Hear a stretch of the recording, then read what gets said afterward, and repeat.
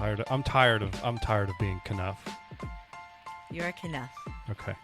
Hey everybody, welcome to We Watch TV, the podcast about TV. I am Daniel. She is Hope. This is episode 27, if you can believe it. And we are talking everything to do with Barbenheimer, which is Barbie / Oppenheimer. We did it. We completed the meme. Completed the Barbenheimer challenge. To over 5 hours of movies in a theater with other people over the course of 2 days. Woo. I'm tired. My social battery, if you know me personally, is very burnt out, but we did it.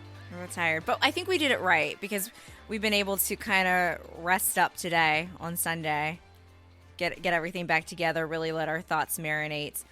I applaud the people that did it, the double feature all in one setting. I think if we lived someplace different, we might have been able to do that. Like a lot of people that I've seen very few people, and there are people that have done it where they have literally walked out of one theater into the next.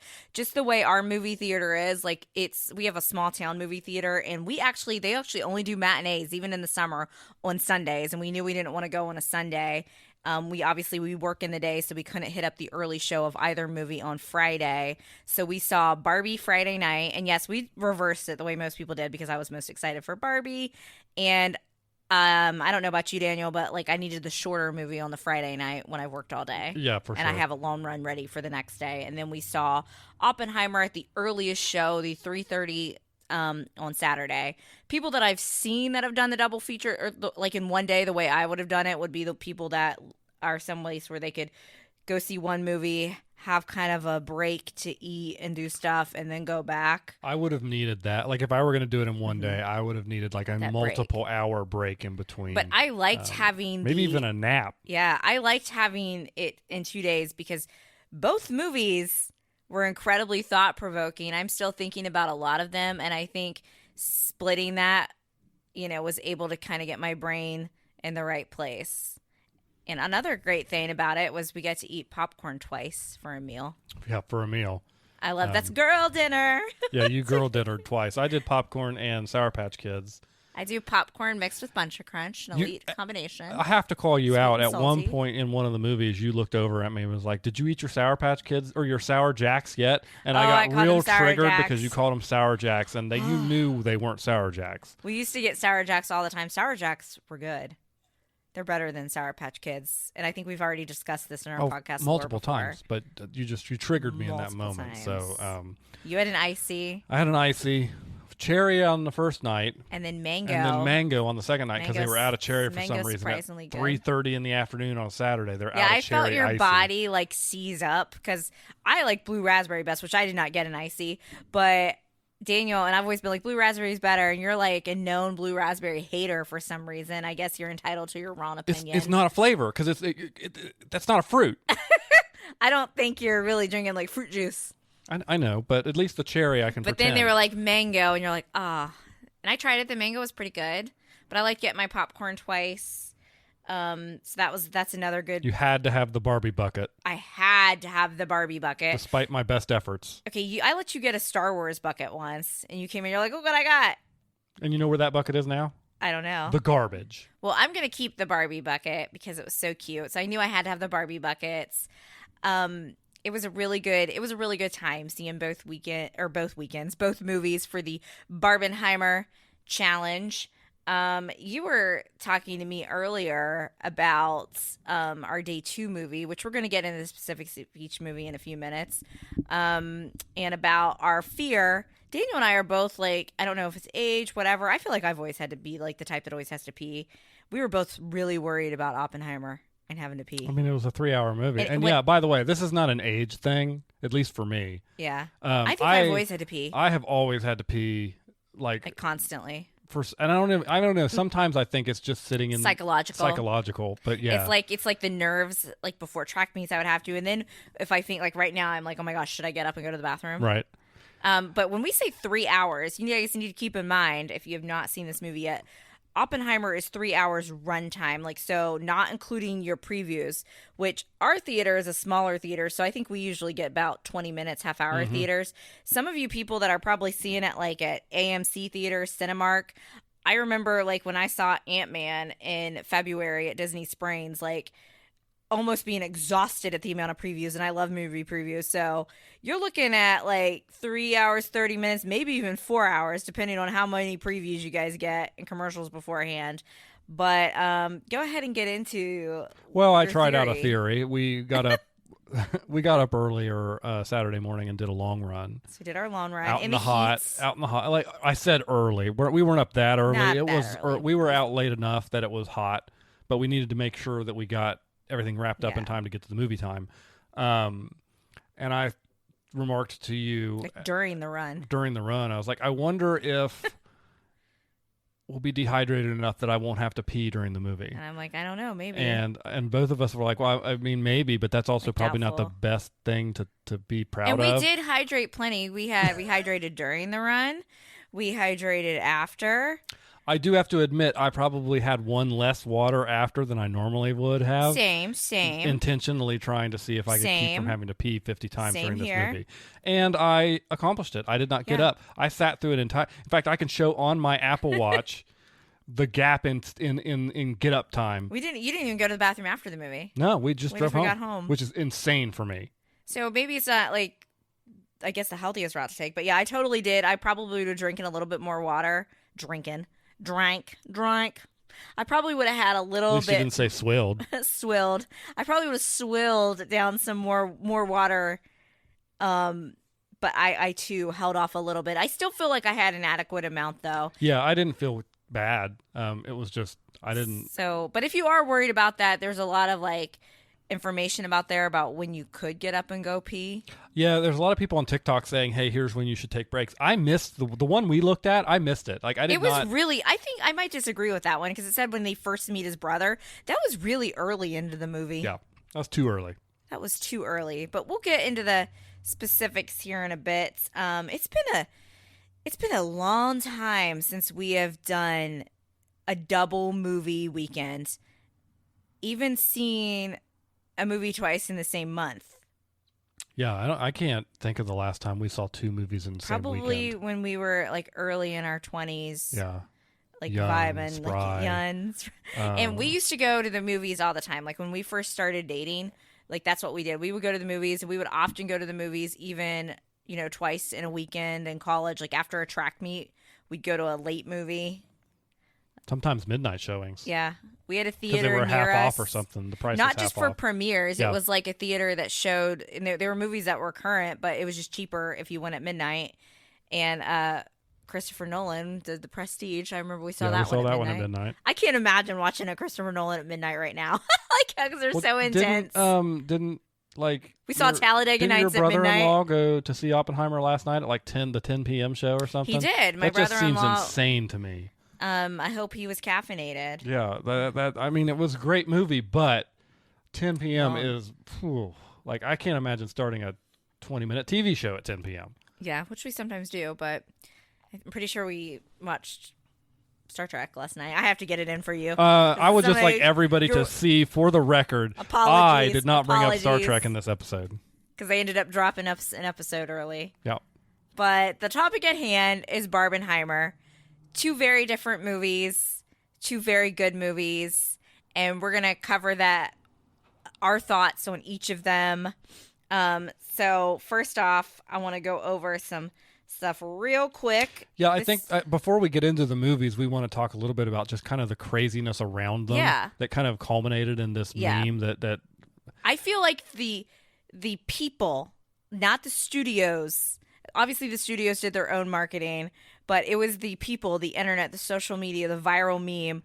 And I feel like it really, months ago, like before the holidays, like the holiday season, like we knew that these movies, what day they were going to come out, and they were going to compete against each other.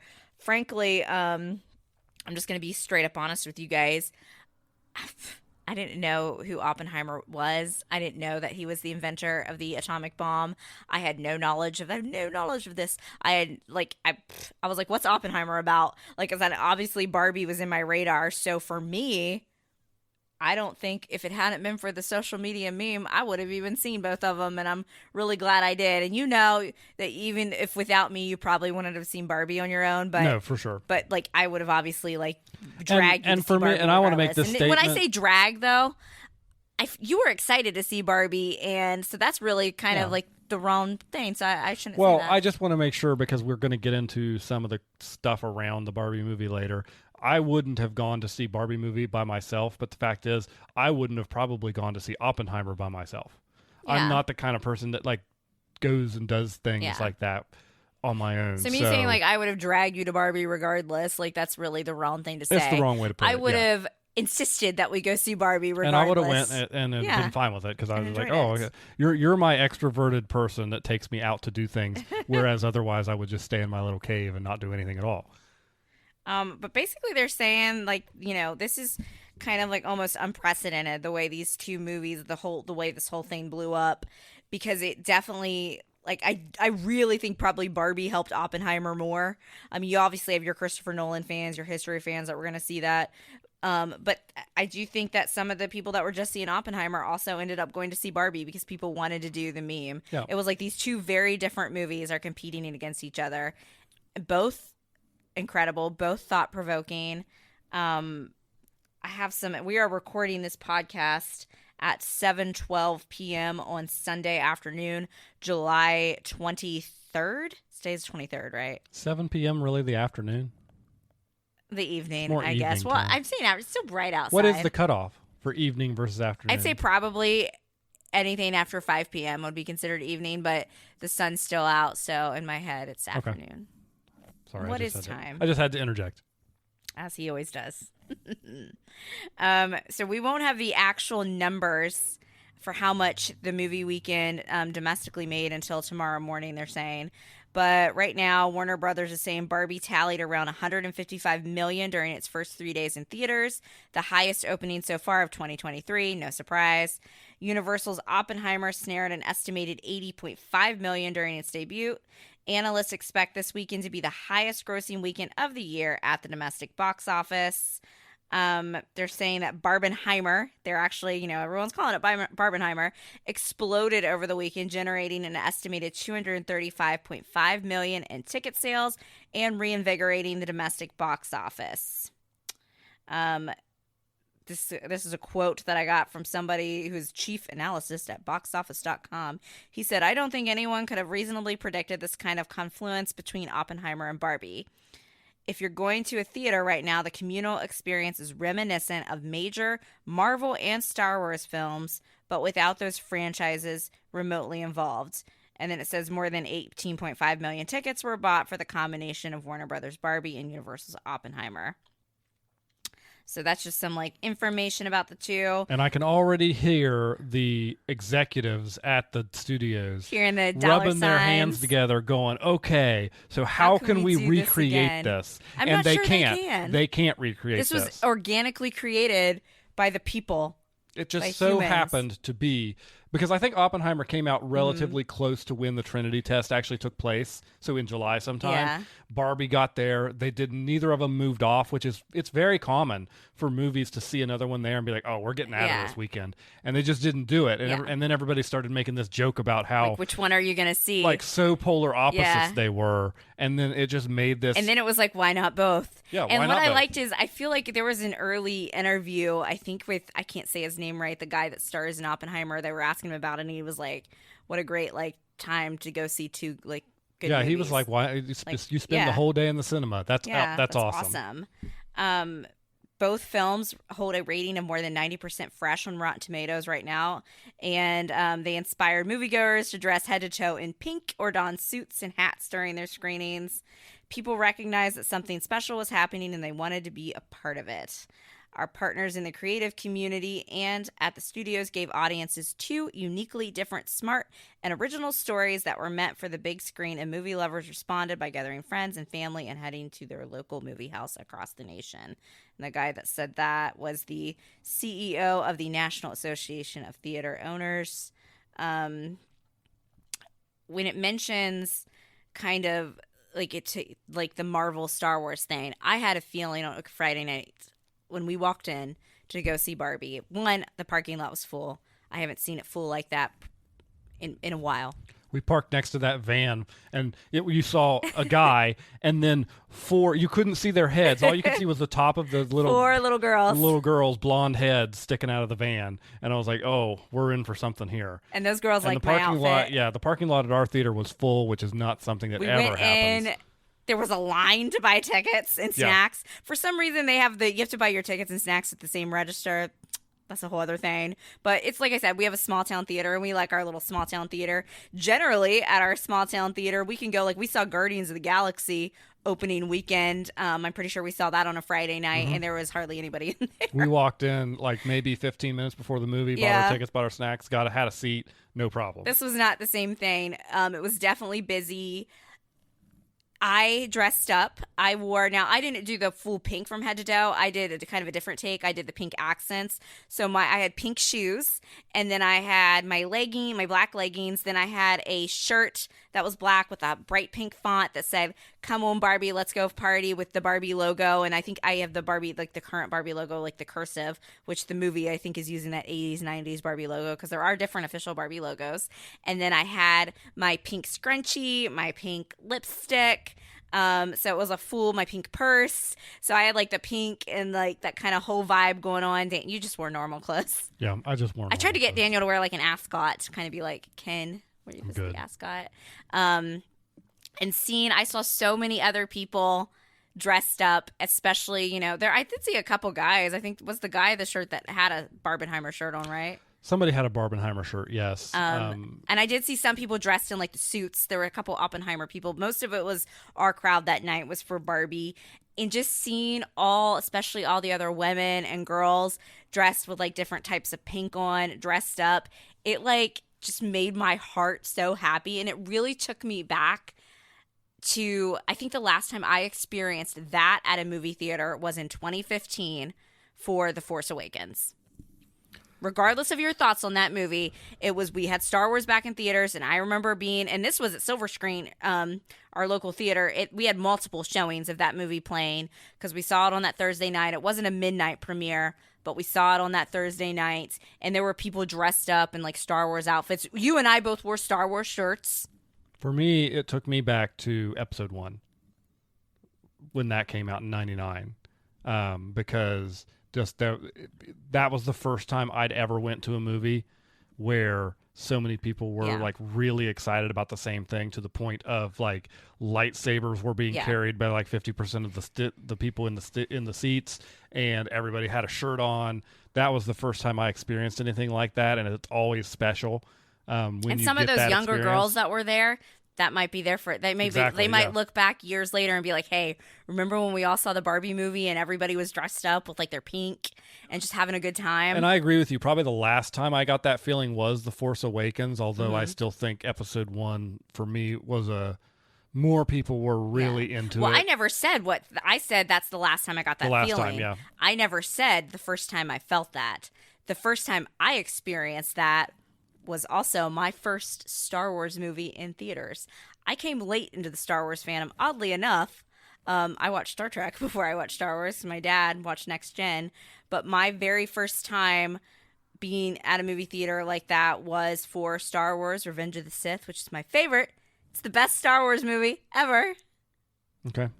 And that was my, I said Force Awakens was the last time I felt that until Barbie, but my first time was also a Star Wars movie, and I got that was when you saw movies at midnight. It used to be like if you wanted to see the premiere of the movie, now on the Thursday before, like let's say Barbie came out, it came out July 21st, so the Friday, but you could see that on Thursday if you wanted, and they had like 8 p.m. showings.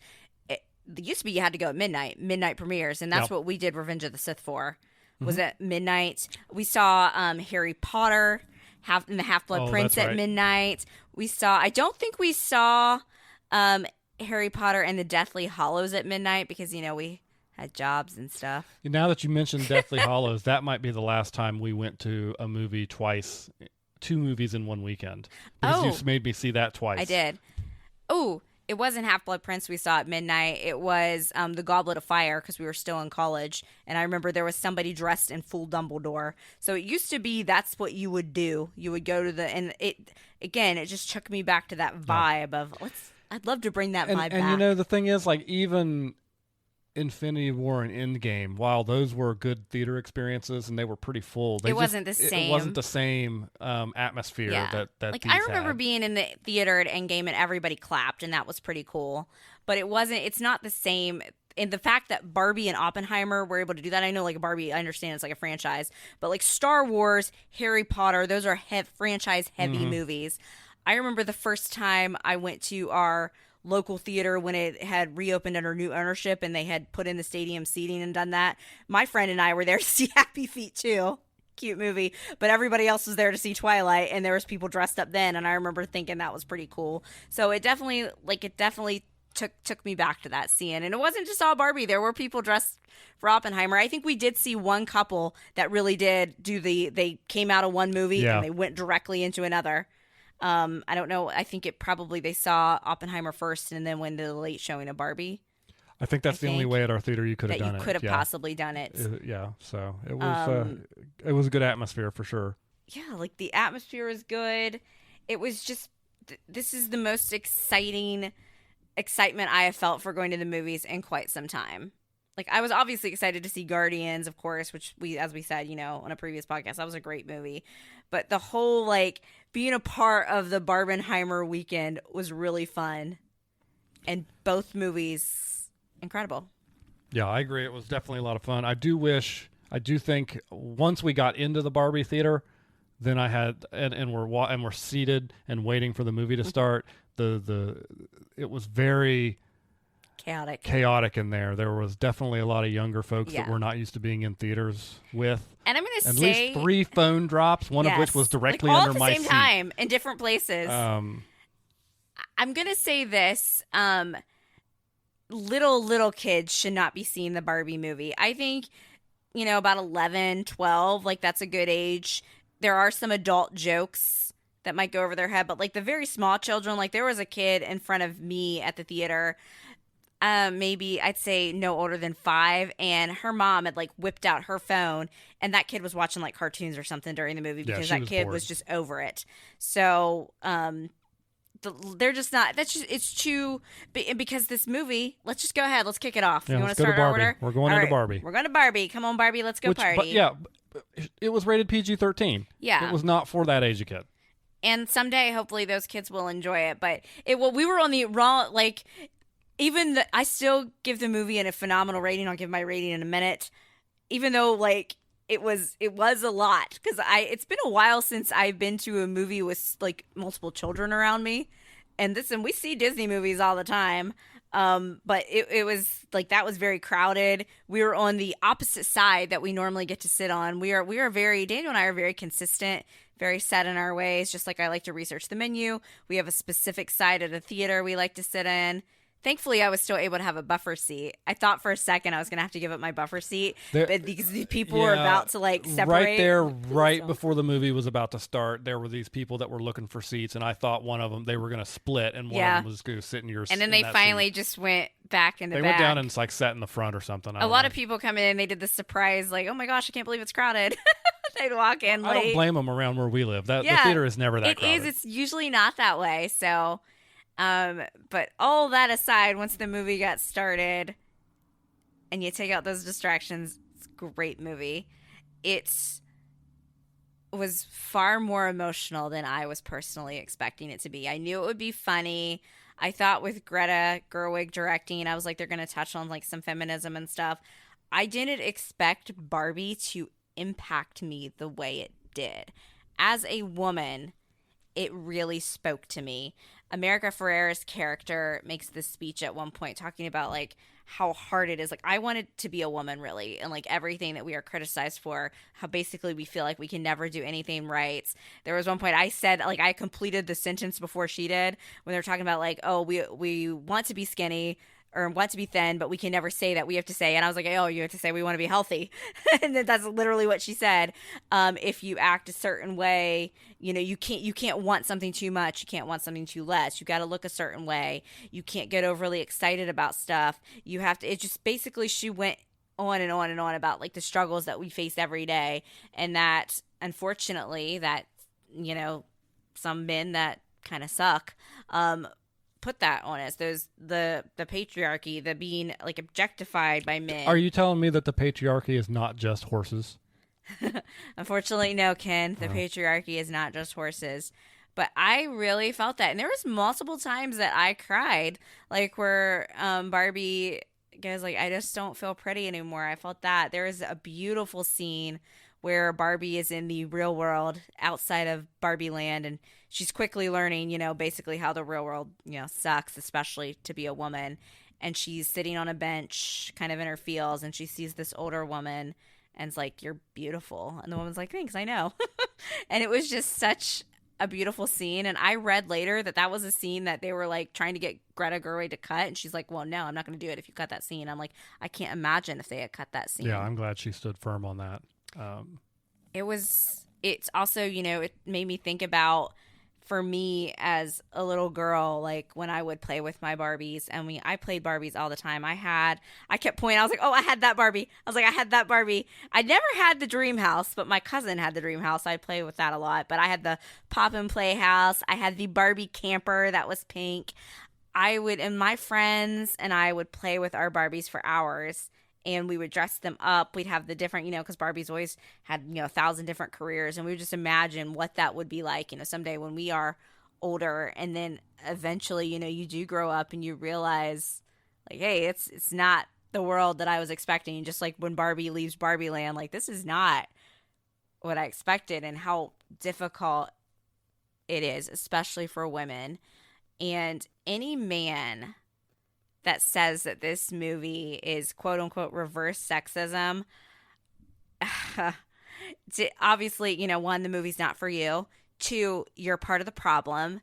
And three, if the way the Kens were treated in Barbie Land made you uncomfortable, you've gotten just a glimpse into what we as women go through every single day. So I'm going to let the man in the room go ahead and I talk actually here. did want to address that because I didn't feel uncomfortable once in this movie. No. And I was, I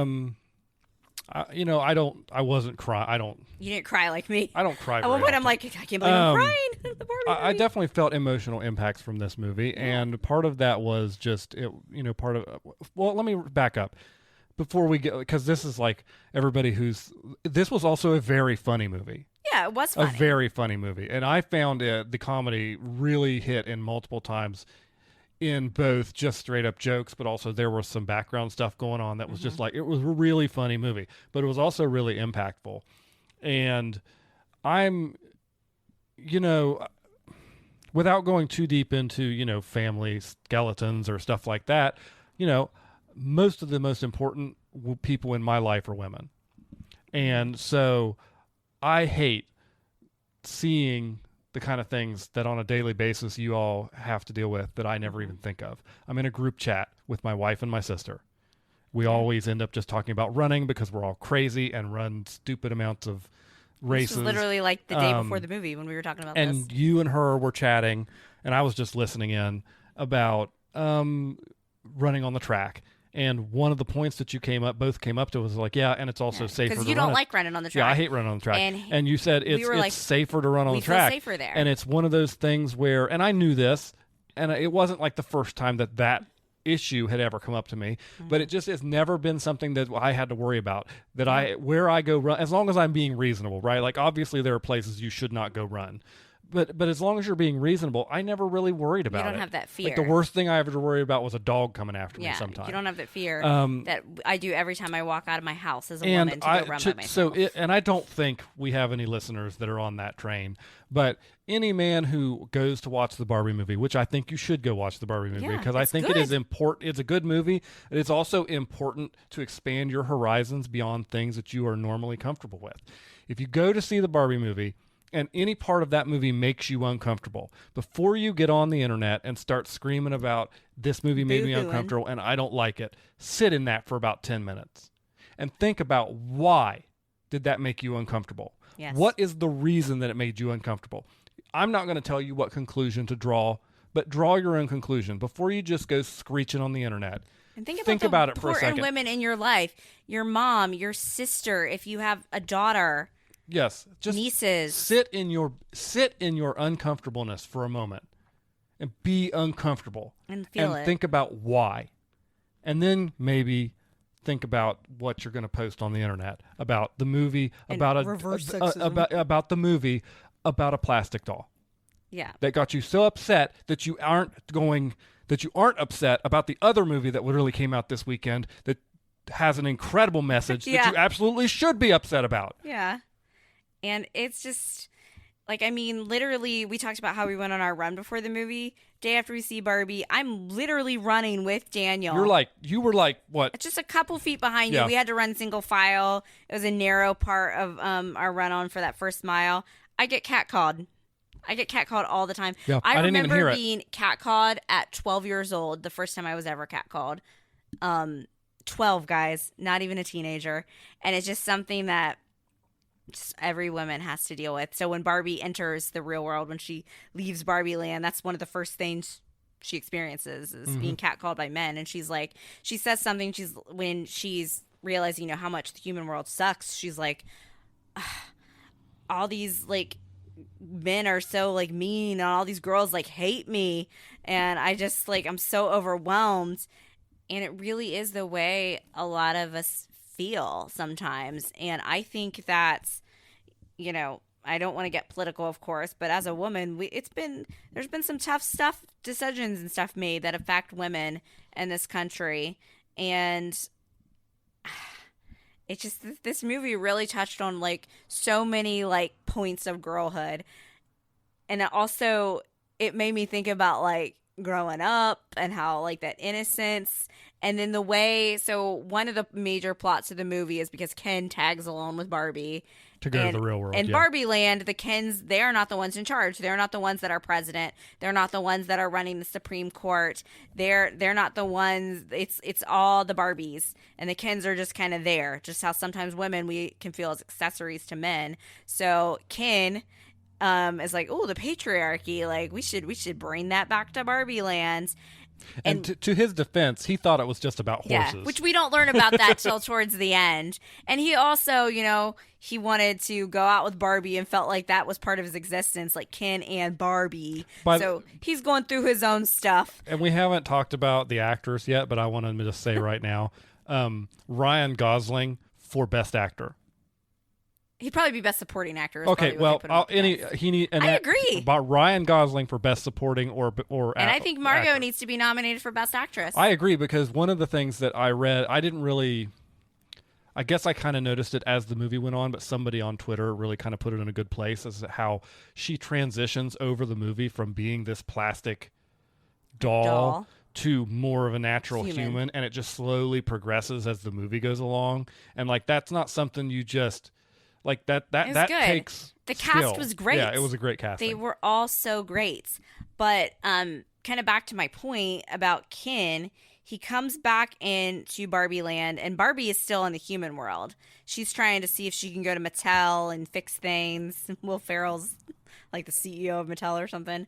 But he kind of changes things up to, bring the patriarchy to Barbie land. And it reminds you, and I've seen a lot of, like, comparisons to this on TikTok. I'm like, yes, that's how it felt. So when Barbie gets back, I feel like a lot of us women have felt this. It's like that guy that we were friends with as kids that was kind of like a safe space for us, when ultimately a lot of guys change and they view us as just an object, or they're rude to us and, they don't treat us equally. A lot of times we've experienced that. I feel like probably a lot of girls in their a lot of girls have had guys in their lives do this to them. That was like a childhood friend maybe, and then you get to be teenagers and your friend just completely ignores you or acts like he's, like, entitled to, like, your body or something suddenly. And I felt like that was kind of a theme that they had there. But back to your point, the acting was great on all sides of it. All sides. Helen Mirren was the narrator. Mirren narrating was great. I liked the scene. We didn't hear her narration until partway through the movie, and it's when Barbie's, like, really upset about just not feeling pretty good enough, and she's like, and I love when movies and shows get meta. She's like, note to casting, if you want to get this point, maybe don't cast someone as gorgeous as Margot Robbie. Right. All the Kens were great.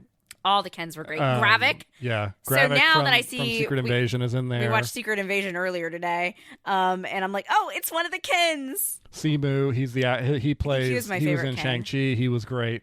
I wanted the Simu Ken and Ryan Gosling's Ken to actually end up together. I'm a little bummed that didn't happen. The I'm Just Ken musical number, we knew we were getting that. They released it on TikTok, but it was even better than what I expected because they only released a little part of it on TikTok. And it was like a full-blown musical production. Theatrical, like that is cinema. And so where the Kens are fighting, but then they do kind of come together at the end. They were having like a song fight, essentially, kind of in the classic sense of that you would see in like a musical. I'm just Ken. But yeah, then they came together. Yeah. And realized that they were being tricked, but it was too late. But it was too late. And they couldn't. They voted to put Barbie Land back as it was in the Constitution. But then Ken realizes, he can be his own person without. He can be more Barbie. than Beach. He can be Knuff. Yeah, he's not a lifeguard. He's Beach. He's Beach. And Beach is a lot harder than what people think. Funny. It was, while it was emotional, it was funny. I always knew it was going to be funny, but there were some parts that were just absolutely hysterical. Like, my favorite. And our theater did not get all of those. Yeah, our theater, not everybody. Maybe it's because there were so many kids in there. I don't know. There were some definitely jokes that were like in your face funny, but then like other more, like one of the Barbies, like I was in this kind of, when they were like mesmerized by the Kens while Barbie was gone, and she's like, I was in this like world where I was obsessed with the Zack Snyder cut of Justice League. That just like took me out.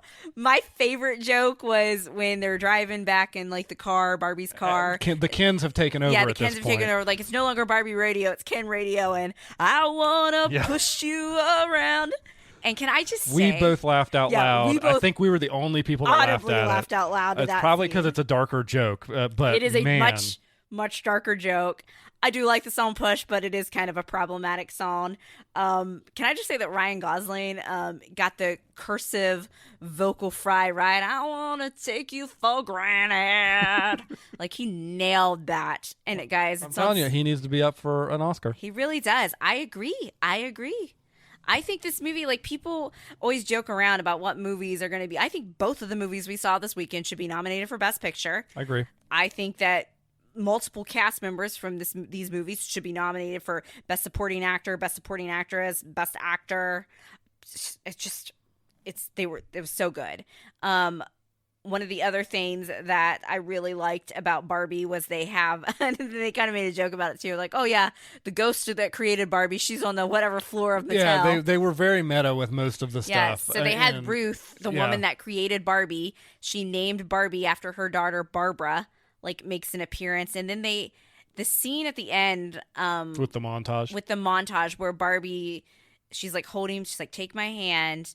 And she's talking to Barbie about, because we know at this point Barbie's probably going to, be human. Well, she's given her like, hey, before you make this decision to become a human. Being a human can be painful. As you know, being a woman can be painful. Take a look at this and see if you're still sure. And Greta, I saw an interview with her. She had people that helped work on the movie submit like footage that she put together in that. And it was just a beautiful, another moment that made me cry. Just the celebrations, the highs, the lows, the joys that come with womanhood. And I think you as a guy, like you're never going to know obviously what it's like to be a woman, but you're one of the good ones.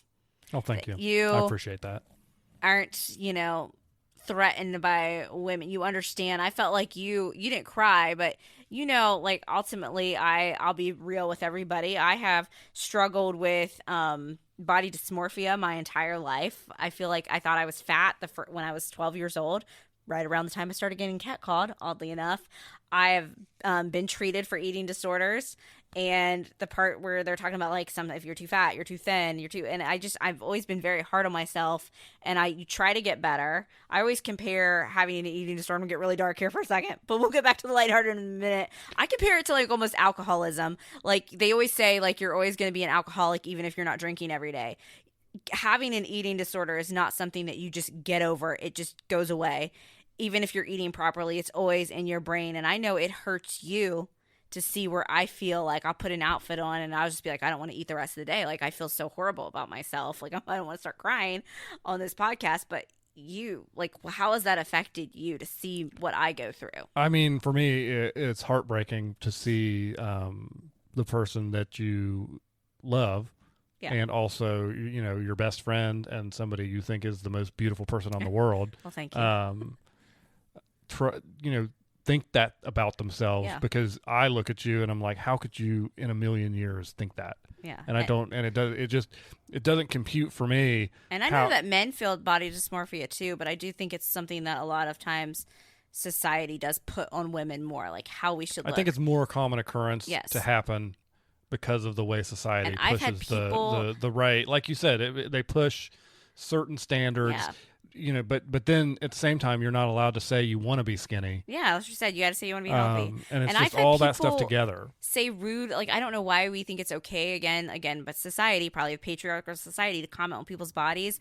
A couple years ago, I'm not going to say where I was, because I don't want to reveal that, but I had someone be like, "Well, why aren't you eating this?" They're like, "You're already getting too skinny," and I'm like, "What gives you Too skinny, the even too right big, like, to what even is it? comment on my body?" I've had it. Yeah, you have. I've had body comments. I have literally. When somebody you're at has your literally lowest of lows. told me while I was standing at the procession line at my grandmother's funeral. She looked at you and Looked she at me said, first. and she looked at me and she said, "Oh, well, you've been feeding him really well." And Daniel's the cook of the family, guys. But yeah.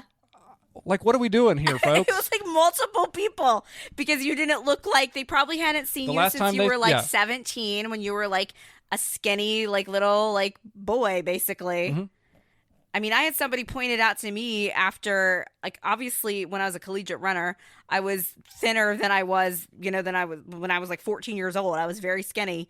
And they're like, "Oh, well, you must have gained some happy pounds back," because I had just gotten married. And really, like, I had gotten back to like a healthy, normal weight that's Right. not a collegiate runner exercising. So it touched on that. It just touched on it really, the Barbie movie. Like, I'm going into all the serious parts of it. But like we said, it was really funny.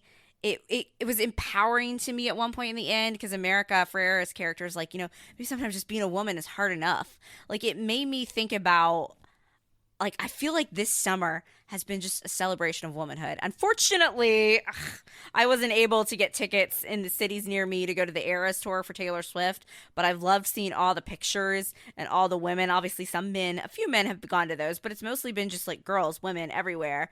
And I feel like we're like all just like rediscovering ourselves. Like, I don't know, like, I don't want to like wax poetic about it, but it just brings me back, like I said, to the atmosphere, to see those younger girls. And I saw the younger girls were kind of looking at me like, "Look at her shirt," like, not making fun of me, like, "Oh wow, look at her shirt," at the theater. And I was like, I turned to you and I'm like, oh, these kids like my shirt. Well, I think too that's an important thing for girls that age, to see somebody your age Yeah. still going and having fun and doing that and saying it's Yeah. okay. Because I think some of this stuff is like, it's okay to be a kid and enjoy kid Yeah. things even when you're an adult. It's It okay. makes me want to go to my house, my parents' house, and find my old Barbies, because the credits of the movie showed some of like the discontinued dolls, and they showed Stacy, who was one of Barbie's like sisters. I had the first Stacy doll. I was like, "Oh my gosh, I had that doll." It was just fun. It was just fun. I got to learn that all girls had a weird Barbie. Yes. I feel like everybody that played with Barbies had a weird Barbie. You said your sister didn't really play with Barbies so much. I don't remember. So I know, Hannah, if you're listening,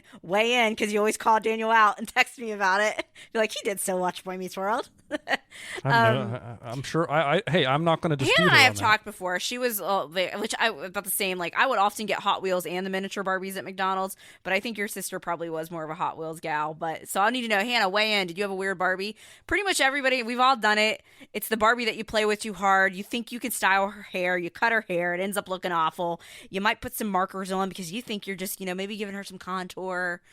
Her makeup. And Kate McKinnon played the weird Barbie. But What was it? She like always sat in splits. yeah, and she's like, I smell a little like basement. But Yeah. also, I think that was partially too like symbolism as well, for maybe they're like, "Oh, sorry, we called you weird Barbie," Yeah.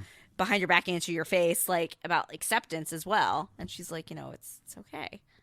Alan, my cousin had an Alan doll. Michael Cera, yeah. They didn't reference that Alan was married to Midge, but they do make an NSYNC reference in the movie. They're like, in sync, that he was Alan. They made a reference to growing up Skipper, the scandalous doll that got taller and got, boobs, because that's what happens to women. They made the reference to pregnant Midge. I remember the outrage over pregnant Midge, because apparently these are the people outraged by that were probably the same dudes that thought this movie was just so man-hating and awful. Like, Just, oh, people. Find Yeah. something else to get upset about. So- Will Ferrell was funny in the movie. Will Ferrell was great. Yeah, like, and really, like, honestly, like, as CEO of Mattel and like that whole Suits group, and like there were no women running Get in the company, box, you Jezebel! and it's like, I'm almost shocked.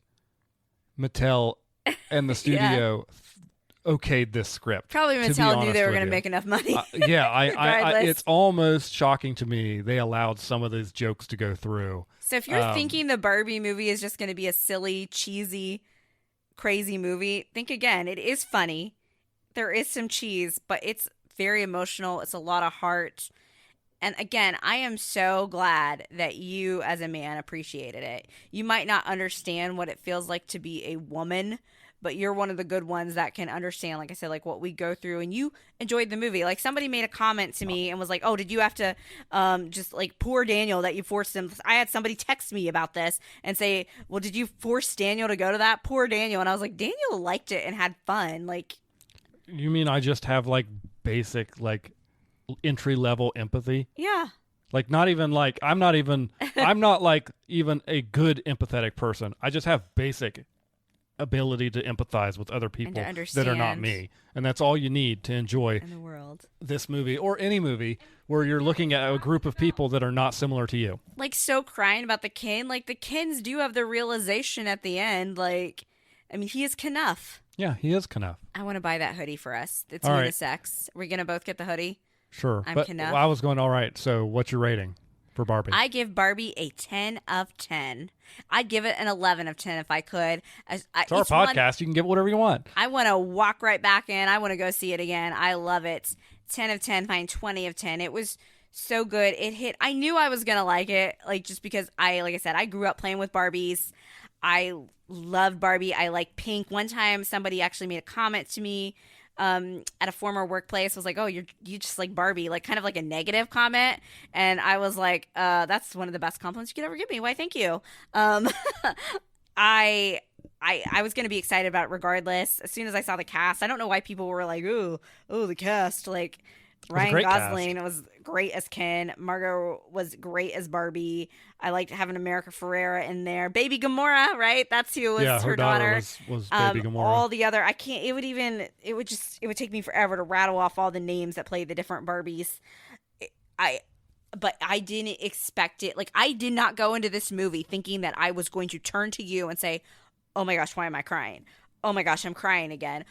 Oh, here it is, I'm crying again. And that I would come home and watch TikToks, get in my feels, stay up till almost 3 a.m, just analyzing the movie and how it made me feel and how it hit me emotionally. It gave me a lot to think about.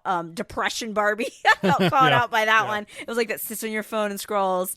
I need to watch Pride and Prejudice now to go through that one. But it hit all the marks for me. And it was still, we're talking about all the heavy elements, but it was still like, don't get it twisted. It was still hilarious. There were so many funny jokes.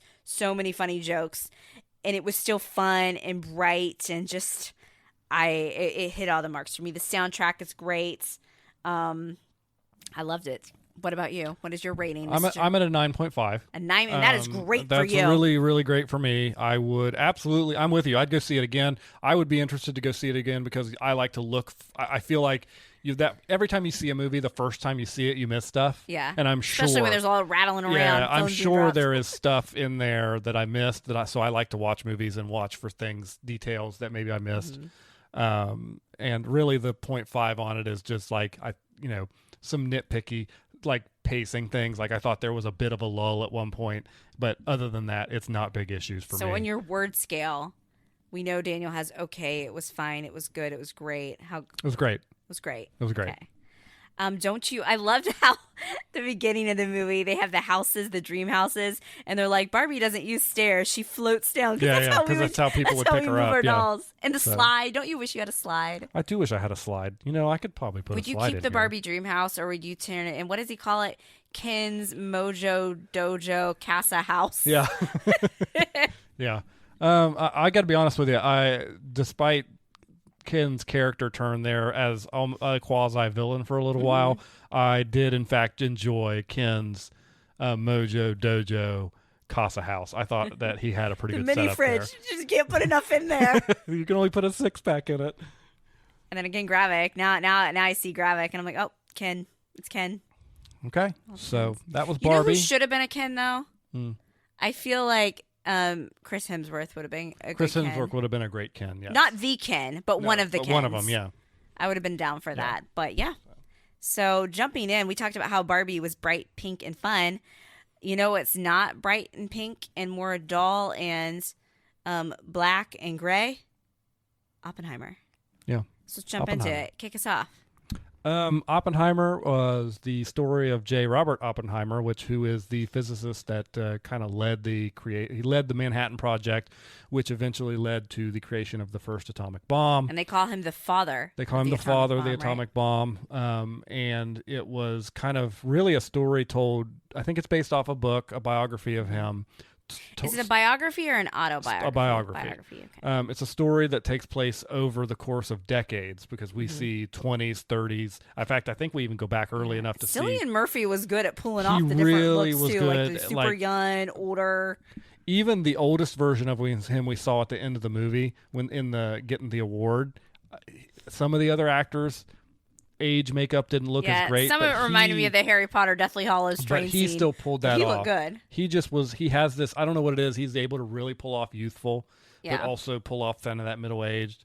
And so it's the story of the drama around not just, and really honestly, the creation of the bomb, while that is a central piece of the story, is not really the central conflict of the story. No, it's more about like Oppenheimer losing his security clearance. It's a political trial, thriller, really, and it's fascinating that because it's rooted in history, and so this stuff happens, and I really liked the way.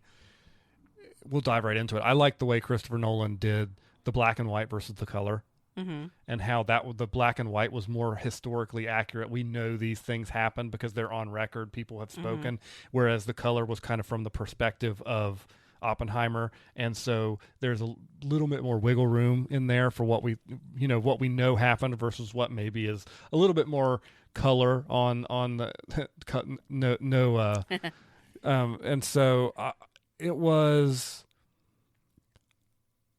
In all honesty, this was a 3-hour movie, and if you had told me it was 2 hours, I'd have believed you. It went by fast. It went by so fast. It was not just because I didn't have the urge to pee, but it really did go by like very quickly.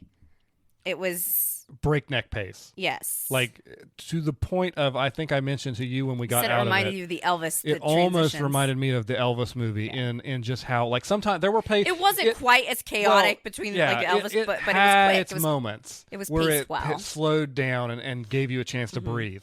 But there were moments, or particularly, and I think I have to talk about my favorite moment of the movie, that 10-minute period leading up to the test of the bomb. The tension. If you are a filmmaker and you want to learn about making tension in a movie, go watch that. It was intense to the point where you were like shaking in the theater, when it got to the last 10 seconds. But then the use when it does go off, it's when they're testing it and they're all like seeing if it's going to work. And I thought we were going to immediately hear like the boom and big loud noises because I had read about stuff like that and just seen some memes. It's silence. For like 30 seconds. And like that was long. That was a good, and I'm like, oh, that was a good choice there. And then as soon as I got used to the silence, then they gave me the boom. Yeah. It was good. It was, like I said, I went in, you told me a little bit about Oppenheimer. I was like, okay, I know what the atomic bomb is. I know all that. I didn't really know too much about it. I thought when all the memes first started coming out, I was like, is it like a war movie? And you're like, well, kind of, but not really. I thought I was going to come out of this movie hating Oppenheimer, not the movie Oppenheimer, but the person Oppenheimer. That's not the case for me. Now, I hated the politicians involved. Yeah, especially Robert Downey Jr.'s character. Robert Downey Jr. Knocked it out of the park. He could be nominated, I feel like, for another like Best Supporting Actor. I think Cillian Murphy will be nominated for Best Actor. He must be. He must be. He must be. They nominated. This movie, both of these, Barbie and Oppenheimer, the cast was incredible. Oppenheimer had like such a long cast list. There were so many people. It was kind of hard to keep track, but you guys know this. I've told you this before. I'm the person, I see somebody and like, thankfully, I guess I had no service in the theater and I am respectful of my fellow movie patrons that I'm not going to whip out my phone, but I was like the Leo meme, like pointing, oh my gosh, she's in this. Oh my gosh, she's in this. Oh my gosh, she's in this. Oh my gosh, like the point to the screen. I think at one point I actually did point to the screen. Yeah, you did. Josh Hartnett, I audibly gasped when his character came on screen. Audibly, I went, like, I think they said something like some other shows recently, but I haven't seen him in anything. And Teenage Hope was into him, and he still looks good, ladies. But it'd been a good piece since I had even thought about him. And I didn't know he was. I was like, why didn't you tell me he was in it? One of my very first crushes ever, like, the awakening, like TikTok thing was, I don't know what the actor's name is. You might have to look it up. Bernard from the Santa Claus. We'll just leave it there. Where are my Bernard girls at yet? So Bernard's in it, and he's one of Oppenheimer's like good friends. Yeah. The guy from the Han Solo movies in it. Yes. Matt Damon. It's a huge crowd. Casey Affleck. Yeah. It's obviously Florence Pugh, Emily Blunt. Yeah. Cast. Josh Peck from Drake and Josh. She's the one that had the big role, like when they were testing it, that would have to push that button, like in case something went wrong. Rami Malek is in it, and for like the first like 2 hours and 50 minutes, you're like, why is he in this movie? He hasn't done anything. I literally said that. I was and then he comes in and just sorry, oh gosh, geez, it just drops it. I'm going to leave it in. You actually say? I cut it off. Okay. But he just drops the hammer of the movie. I looked at you at one point and I said, why do we have this Oscar-winning person in here and he's not talking? He drops the hammer of the movie. And it was and to say that when they recreated the Trinity nuclear bomb test, and then to turn around and say he drops the hammer of the movie, it's a hugely impactful moment. Only thing more impactful. Gary Oldman. Yeah, Gary Oldman shows President Truman. As President Truman, did great. And the only thing that really is more impactful than his Rami Malek's speech there at the end is what we then find out at the conversation between Oppenheimer and Einstein at the very end of the movie. And then there's me for some reason. And guys, again, don't criticize me. When I think of Albert Einstein, I think it's because he just had that crazy hair and looked old. I feel like he's like way older than what he is. Just the way, and I feel like a lot of people would be similar. So when I was like, oh my gosh, like I knew you had told me he was going to be in it, but just like thinking of like the timing of our history, and you realize things aren't maybe as old as what you think. Yeah.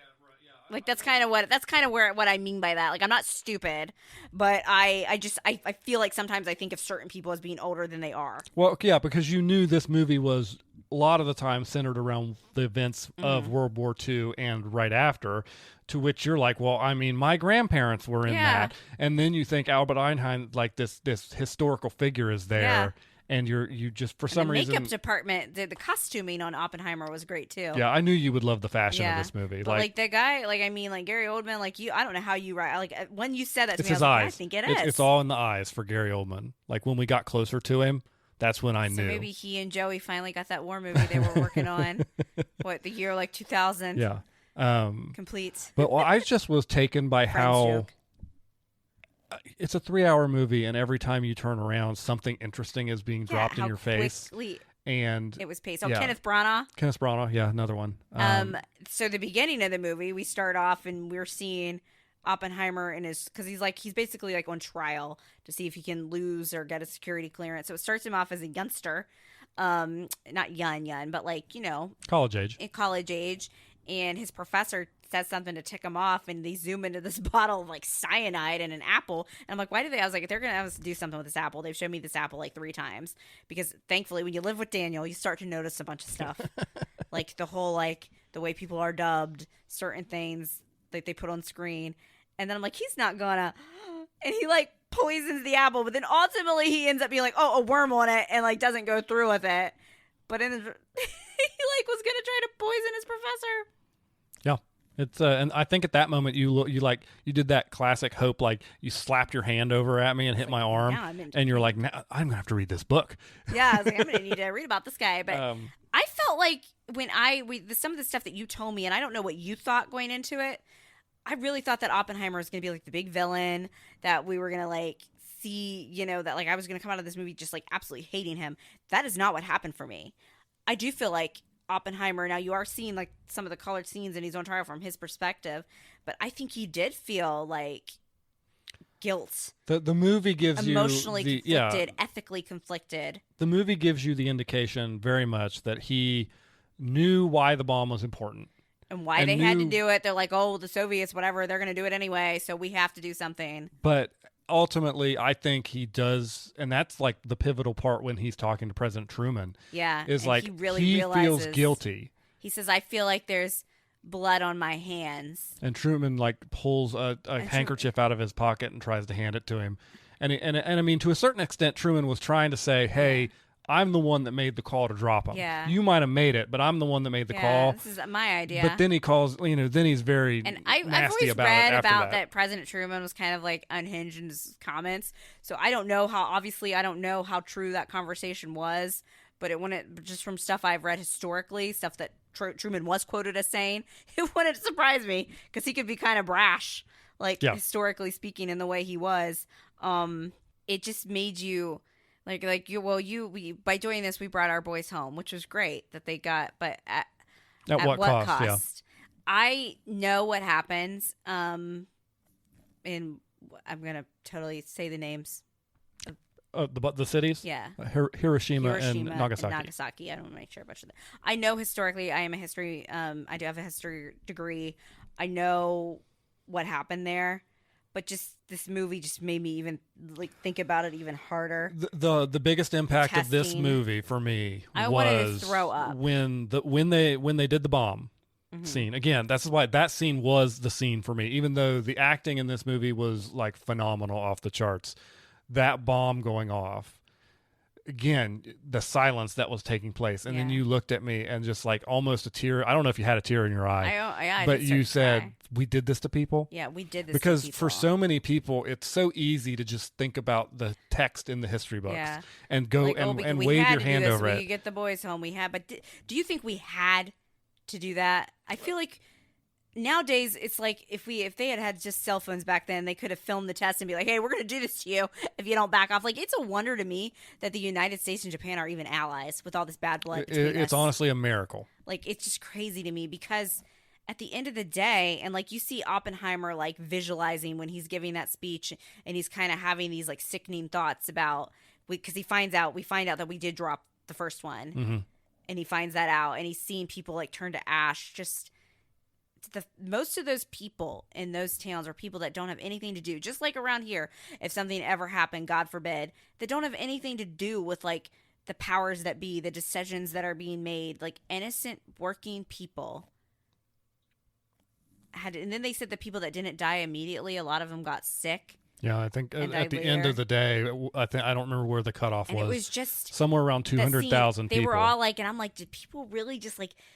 And I understand people were excited to bring home the boys. I get it, but it was just when he's making that speech and they're all cheering, and it's just like, I'm just thinking about I am proud, to be an American. I'm not saying anything about that, but that is in my opinion, a dark part of our history. Like to be an American is you recognize the good with the bad, and there is a lot of darkness in American history.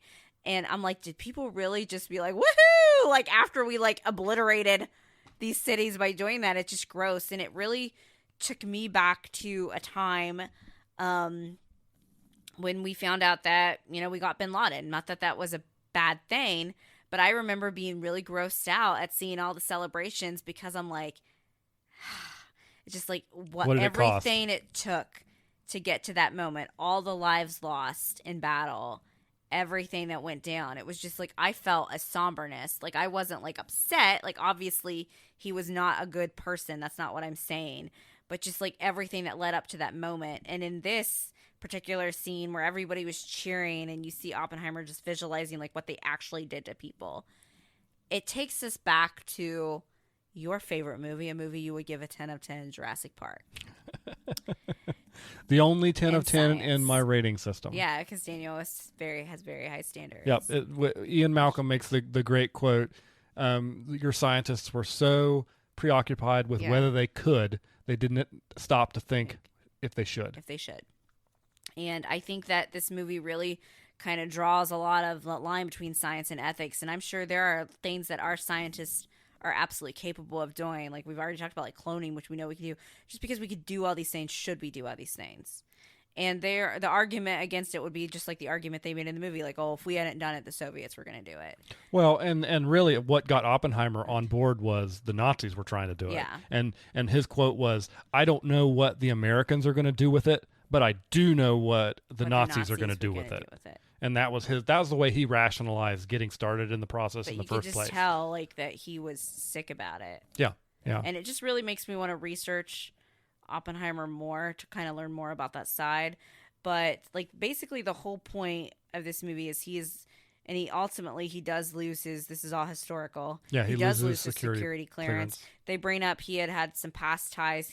His brother was a former member of the Communist Party. Yep. His ex, played by Florence Pugh, Lover. was a communist, ex-lover. That is the and technical they really term. go in about how, and I turned to you and I get it. I was like, people really were like, about the communist thing back in the day, weren't they? Because I watched enough old period TV show to know that like FBI would like spy on you, and you find out that Robert Downey Jr.'s character, he was aiming for like a position, I think like an Eisenhower's position, cabinet, in Eisenhower's basically threw him under the bus because the whole conflict about the H-bomb, the hydrogen bomb, which is even worse than the nuclear bomb. Something that Oppenheimer wasn't really yay about, and that was part of the conflict. I thought Emily Blunt did great when she refused to shake that guy's hand. Mm-hmm. One of the scientists that he worked with. You find out there was like a spy. Like it would be like almost impossible for me to just like, I'd be like Chris Pratt's character on Parks and Rec, like reenacting like the movie like Babe. Or what? No, it wasn't Babe. He did. It was Roadhouse. Roadhouse. Did he do Babe too? I don't know. I can't remember when they. So it would be just impossible for me to go over everything. But those are some of the themes, and you really, I had Robert Downey Jr.'s character pegged as a villain the moment. I was like, ooh, this guy's giving me bad vibes. And I wasn't sure what they were going to do with Oppenheimer's character because I thought he was going to be a lot more vilified than he was. Because ultimately, he did create. He is the father of the atomic bomb. Yeah. That scene at the end with him and Einstein talking.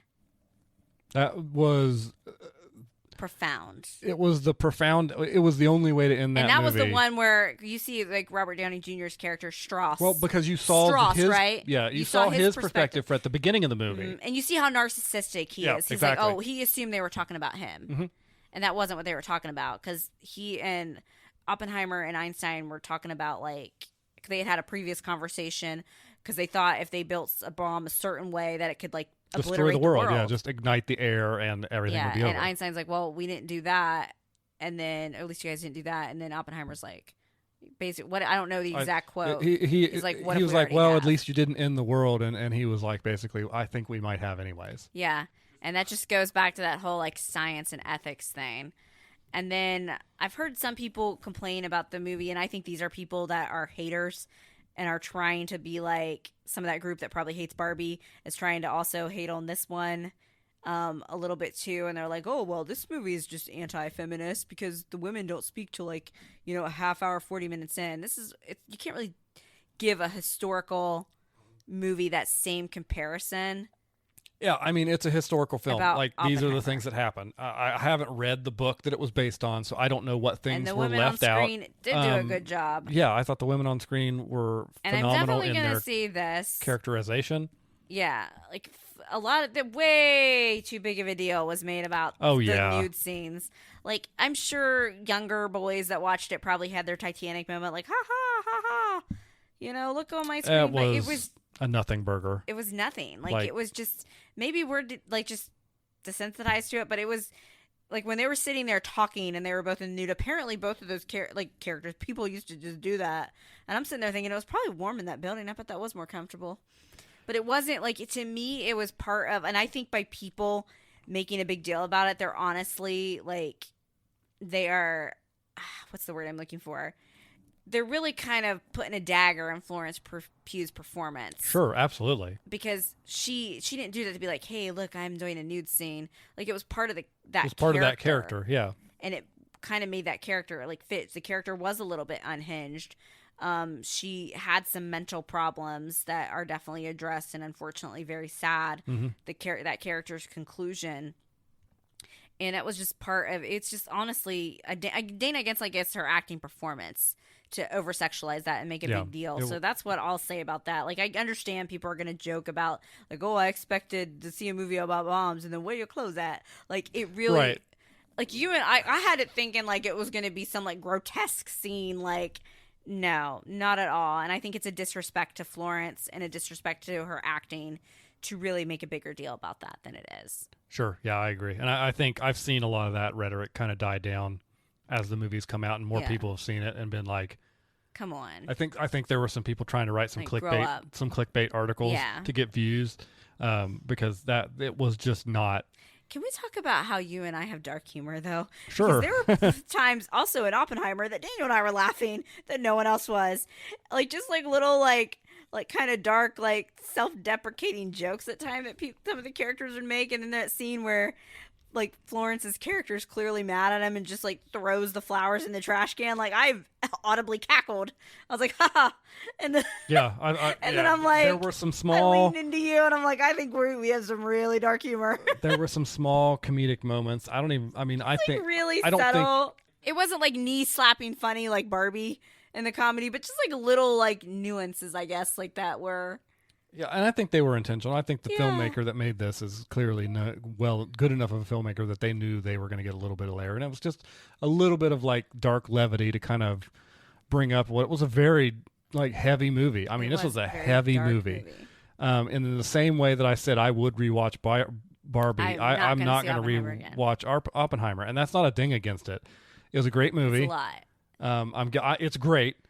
I put it up there with like. In terms of movies that I don't want to watch ever again, 12 Years a Slave, I don't ever want to watch that again because it was so depressing. Mm-hmm. I don't ever want to watch Marley and Me again because it was so depressing. Oppenheimer, it's a lot. And that's not to say that those three movies that I just named are not worth watching at all. Barbie is a movie where even though it was emotional and thought-provoking, there was more happiness to it and more hope at the end.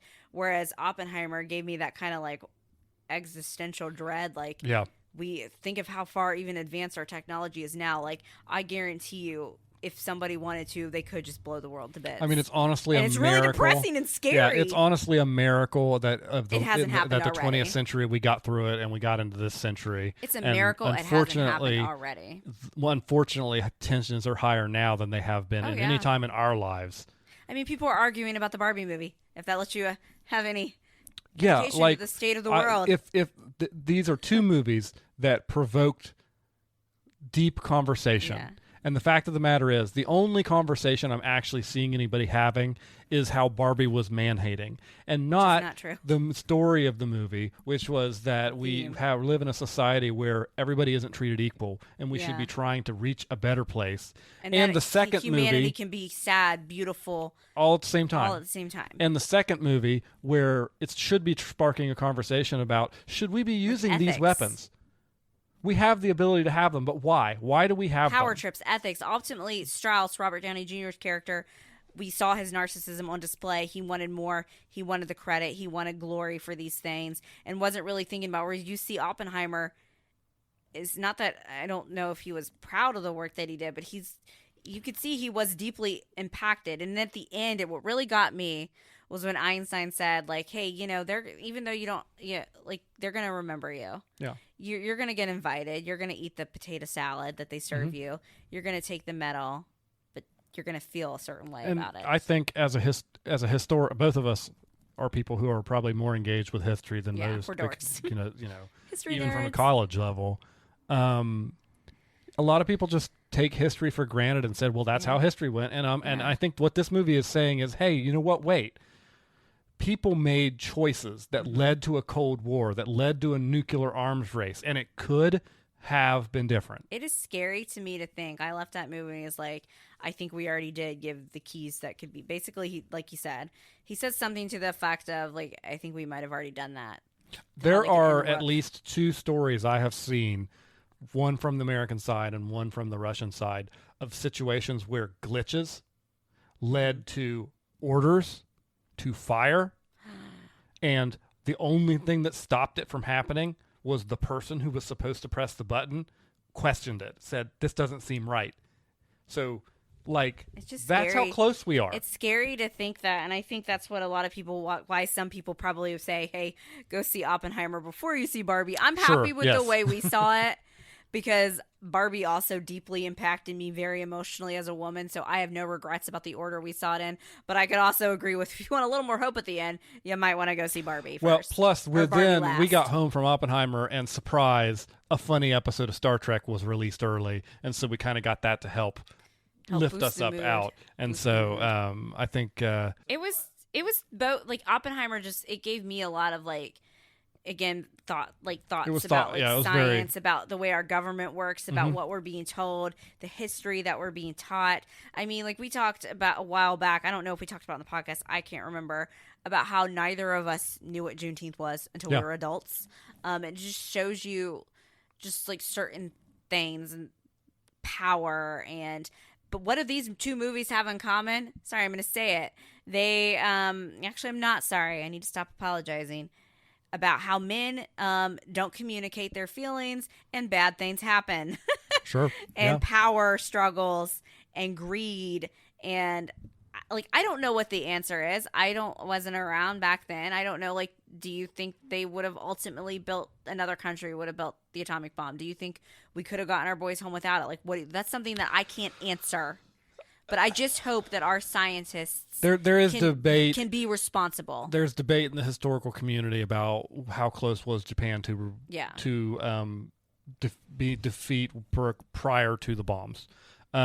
Certainly, as we found out through the movie, there was a spy at the Trinity site that the Russians knew what we were doing, and they were working on their own program. And of course, we knew that Germany was working on one. Of course, we defeated Germany without need of the bomb, and so their program was shut down. Yes, they would have been developed, but I think what Oppenheimer was trying to argue for is we need to get the international community together and come to an agreement that we need to control this. And it got out of control. Ethics and science does go hand in hand. And I'm not going to get into current events that have happened about that. You guys can figure it out, draw that on your own. Just, like, things that we need to, I feel like the scientific community needs to think about. We would be nowhere without scientific advancements. We wouldn't be giving you this podcast without science and technology. It's one of those things that really just makes you think about, ethics. We need to be having more conversations, and not just about nuclear weapons, but, like, look at social media and all of the things that are taking place there. As a society, we need to be having more serious conversations about the technology that is moving faster than ever. It's coming to us faster than ever. And how do we apply this appropriately to our society? Because right now, I just think things are out of balance. Some things, and it goes back to, too, you can even take social media with, like, Barbie and how women look. Women are, now we have it's always funny. We see Instagram versus reality, those pictures. You see that. You see, like, this need to present this perfect life on social media, to be perfect, and life is not perfect at all. Not even close to it. All right, so we're pretty long here. What is your numerical rating for Oppenheimer? I give Oppenheimer a 9.5 of 10. I'm going to say Oppenheimer is not a movie. Like I said, I would not have chosen to see this movie had it not been for this meme. This whole Barbenheimer movement. And I encourage you, if you are somebody listening and you're thinking on either sides, like, I'm not absolutely interested in Barbie at all, I'm not interested in Oppenheimer at all, yada, yada, yada, go do the Barbenheimer challenge. Even if you don't see both movies, if you see one this weekend, one the next, and you don't do it at once, that's fine. Open your mind, go see it. The reason why it does get the slight ding to me is just because of length. That 3 hours is a little long for a movie. I'm going to say right now, obviously, I love The Dark Knight, fantastic, but because it's a superhero film, it has that little niche. I've seen quite a few Christopher Nolan movies. I don't think you said I haven't seen, like, the previous three he's done, but of the Christopher Nolan movies I've seen, this one blows them all out of the water. I think he's finally done it, that he could really, win some heavy awards for this one. Yeah, I agree. But yeah, a little bit long on the runtime, and sometimes it did give me, because it was such the historic piece, that's not what I'm dating it for, but it was such a large cast. It was giving me sometimes the Game of Thrones whiplash, where it was hard to keep track of what characters. So that's why it gets a 9.5 from me. what an incredible weekend for cinema, though. What Absolutely. about you for your I give it a 9.8, which is about 9.8. as high as I go on. Like 9.9 and 10 are almost unachievable in my scales. Do you give anything above a 10 for anything else gets a 10 besides Jurassic Park? Is Jurassic Park? That's nothing I can think of. No. Okay. So, I think I'm with you on length. I don't knock it down to 9.5 on length because I don't think, like, watching that movie, I challenge, like, tell me what they could have cut. I mean, it was a combo of the two. Length, like I said, and just it was hard to keep track of the different I agree characters. with you on the characters part. It was difficult. I struggle with that on any show, though, and so that's not necessarily, I think, the movie's fault as much as it is just my fault. I saw somebody on TikTok that was like, is it time for us, can we get cinemas with subtitles? Yeah. And I didn't have trouble in Oppenheimer hearing the text, which some people had said they had heard complaints of. I didn't have any trouble hearing, but it was tough to keep track of the characters. It was long, but it was great. It was actually, it was excellent. And I agree with Hope 100%. So are you going to go back and backtrack and give Barbie an excellent too, since you gave 5, a little better than great? Sure. They were both excellent films. Okay. I absolutely agree. If you're somebody that likes movies, go see both of them. Have and an then open mind. Have a conversation after them about what these movies said and what they were trying to get across. What they mean to you. We need everybody just needs to be having more in-depth conversations about this stuff because this is the point of art. Yes. Like Greta Gerwig knocked Barbie out of the park. Christopher Nolan knocked it out of the park. Not to mention the thing that I didn't even say about Oppenheimer. No CGI. Wow. The entire thing was filmed using, like, they used the bomb. They did that. Like, they didn't set off a nuclear bomb, obviously, but they created an explosion where they filmed it and did all that stuff. What a magnificent achievement in film to do that. And I feel like for Barbie, like Greta just, like everybody probably thought like, oh, Barbie was just going to be a silly, ridiculous movie. And were there some ridiculous, funny stuff in it? Of course. Sure. But Greta brought that heart, that emotion, those feelings of a celebration of womanhood, what it feels like to be a woman, though. She really, in that, like that scene at the end, and she said she had people that, like I told you guys, that worked on the movie, that montage of real women was just, she did a phenomenal job. It was very profound, and most directors in Hollywood would have said, I can see why she's the up and coming, the new thing that everybody's talking about, and I look forward to seeing more of her work. Yes, a lot of directors in Hollywood who would have been up for this movie would have looked at this movie as a paycheck movie. Yeah. I'm going to go in, I'm going to make this by the book, did it what she color, wanted. fill in the color movie, push it out, make my money, and I don't really care what happens to it afterward.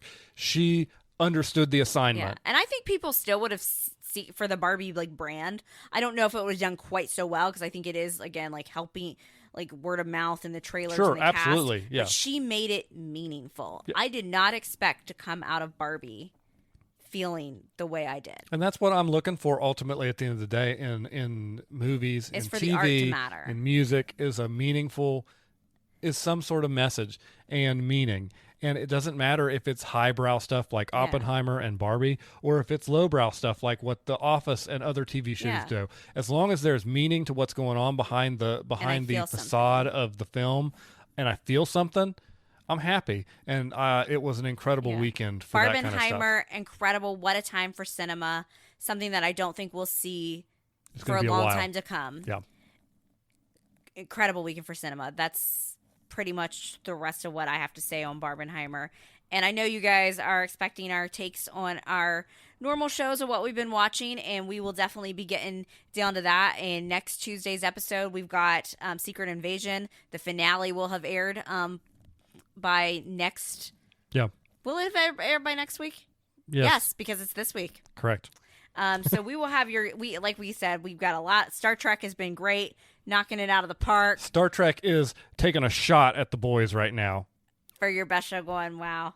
So we'll have all the usual content for you guys, but go do yourself a favor. Go see a movie, have a girl dinner, a popcorn, and enjoy what both of these movies bring. Thanks for listening. Thanks for listening to this episode of We Watch TV, a podcast about the TV shows we watch. You can find more from Hope and Daniel on Instagram at We Watch TV Podcast. Drop us a line if you like the show, have a question, or a recommendation. You can find Hope on Twitter at Lil Runner and Daniel on Twitter at The Real Hobo Dan. Music for today's podcast was provided by Your Tunes from Pixabay. Artwork was created using the AI program Midjourney with prompts written by Daniel.